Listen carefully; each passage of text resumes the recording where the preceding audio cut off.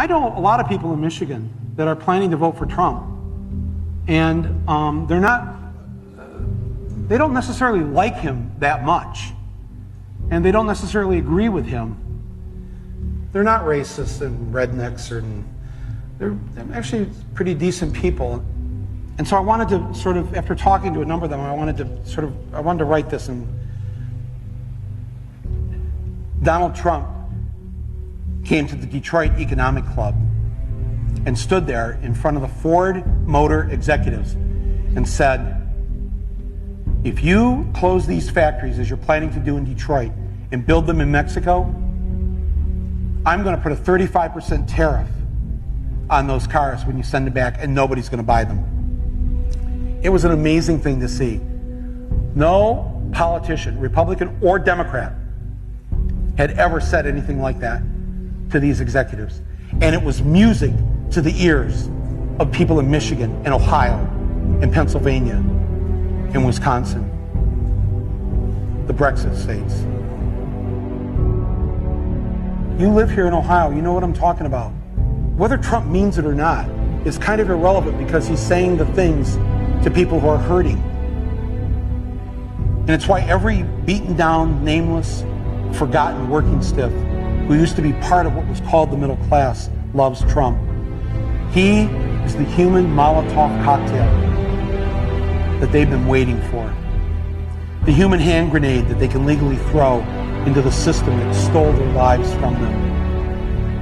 And on November 8th, Election Day, although they lost their jobs, although they've been foreclosed on by the bank, next came the divorce, and now the wife and kids are gone, the car's been repoed, they haven't had a real vacation in years, they're stuck with the shitty Obamacare bronze plan where you can't even get a fucking Percocet. They've essentially lost everything they had, except one thing. The one thing that doesn't cost them a cent and is guaranteed to them by the American Constitution, the right to vote.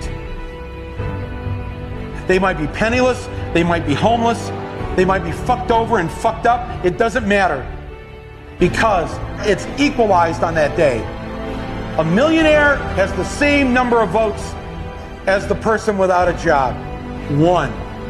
And there's more of the former middle class than there are in the millionaire class. So on November 8th, the dispossessed will walk into the voting booth, be handed a ballot, close the curtain, and take that lever, or felt pen or touchscreen, and put a big fucking X in the box by the name of the man who has threatened to upend and overturn the very system that has ruined their lives. Donald J. Trump.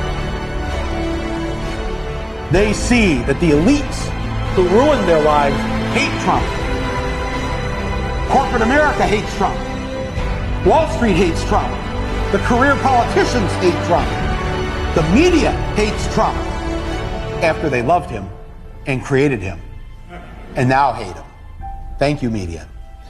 The enemy of my enemy is who I'm voting for on November 8th. Yes, on November 8th, you, Joe Blow, Steve Blow, Bob Blow, Billy Bob Blow, all the blows, get to go and blow up the whole goddamn system, because it's your right. Trump's election is going to be the biggest fuck you ever recorded in human history. And it will feel good.